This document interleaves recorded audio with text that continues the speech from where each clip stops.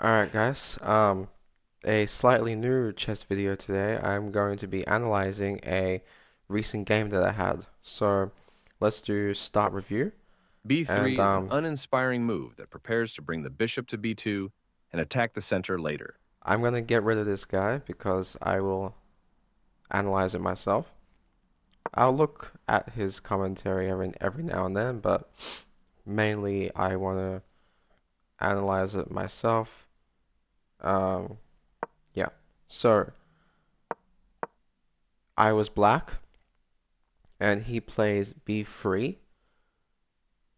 Which I don't know what that's called, but it's obviously fianchetting the bishop with the plan of playing bishop b2.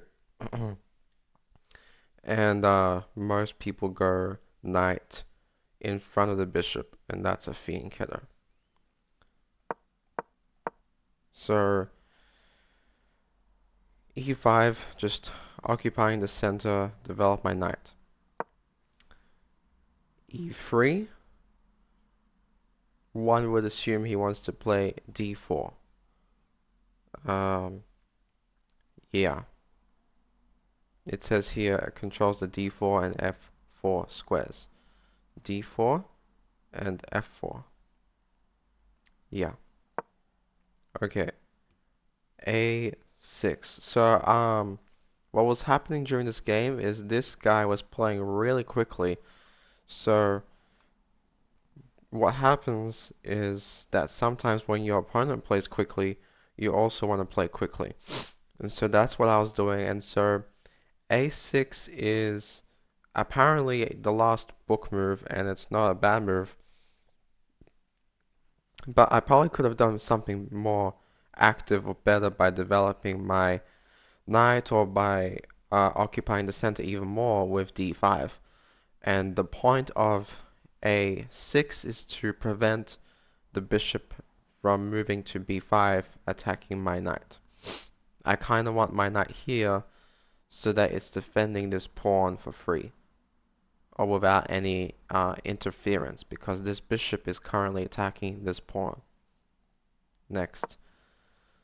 c4, that's the best move. Okay, that occupies d5. f5, inaccuracy on my behalf.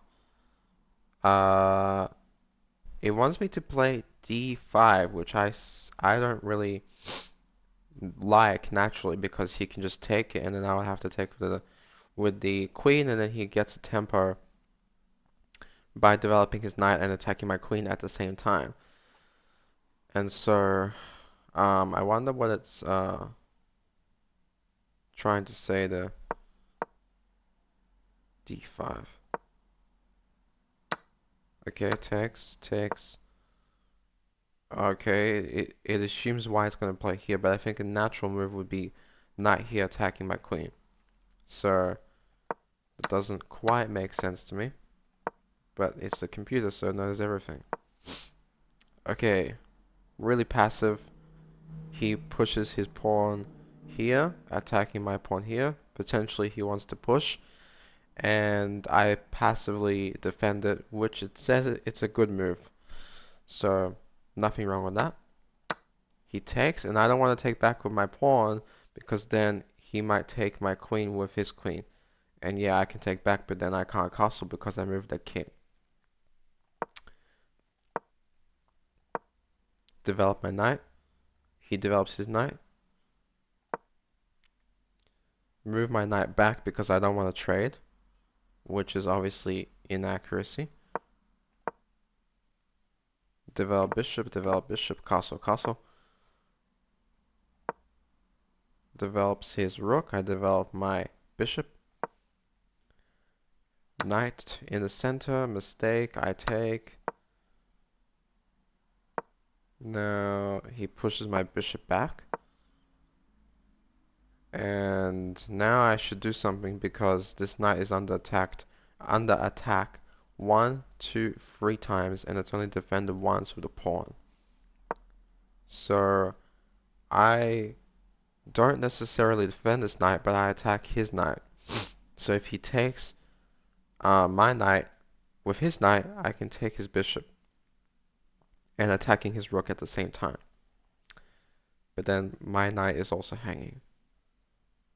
So I could just take back. If he takes my knight and I take back, then I'm attacking the bishop. And if he takes, then I can... No, then I would have to take back with my queen because my queen would be attacked. So you can't do a double take with the taking the bishop as well. So if he takes here, I would take his bishop, attacking his rook, and then I assume he will move his rook, and then I'll take the knight back. Okay, queen there, attacking it even more.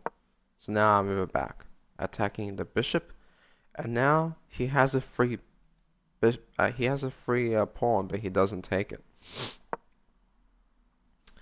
B4 inaccuracy. So now I'm basically just going to take his bishop. Best move. Developing my rook. I wanted to move my queen out, but as you can see, I can't move my queen at all. The only places I can move my queen is back here, which is quite useless.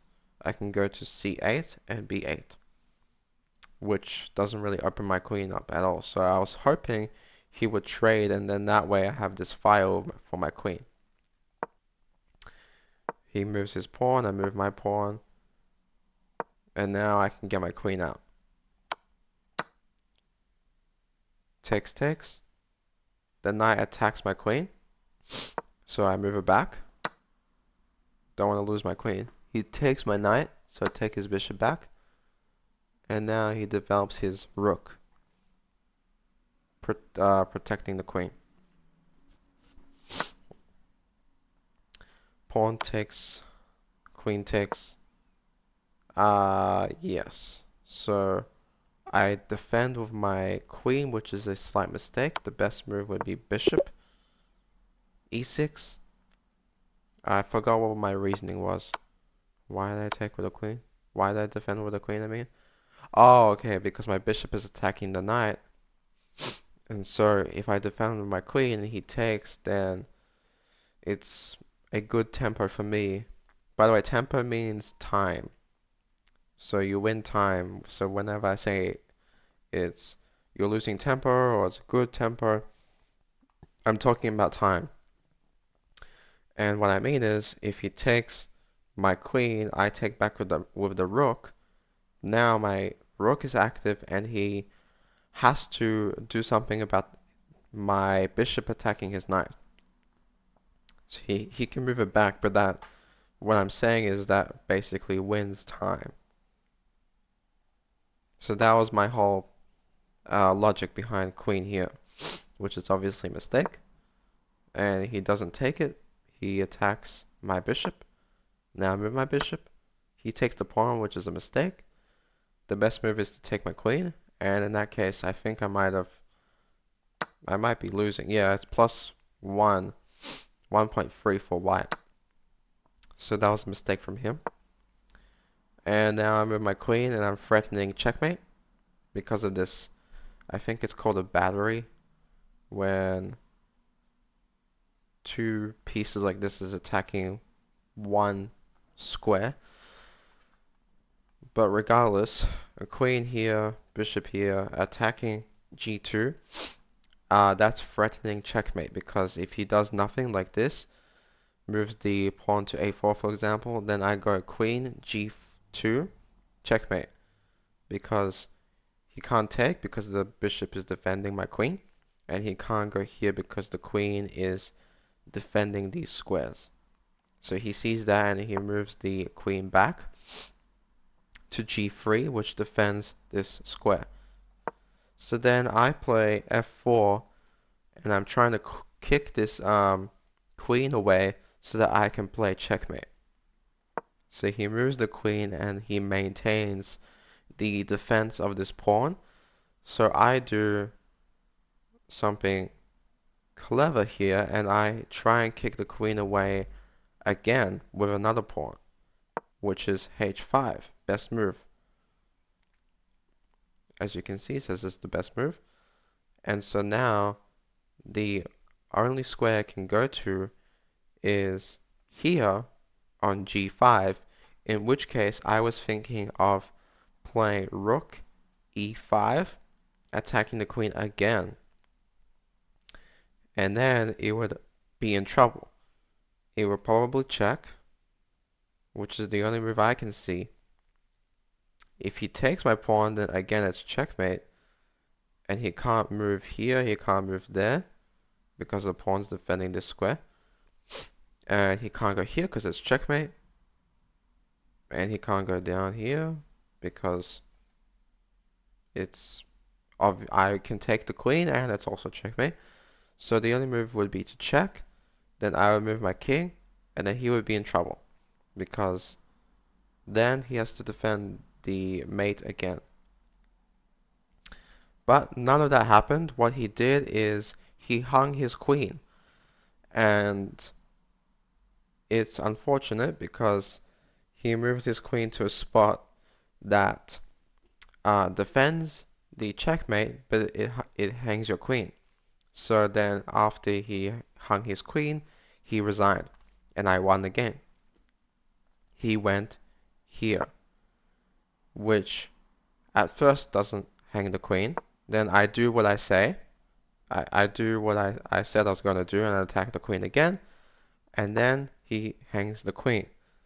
And this is where I take the queen and he resigned. Okay, that wasn't a bad game for me. Yeah. Thank you guys for watching. Bye.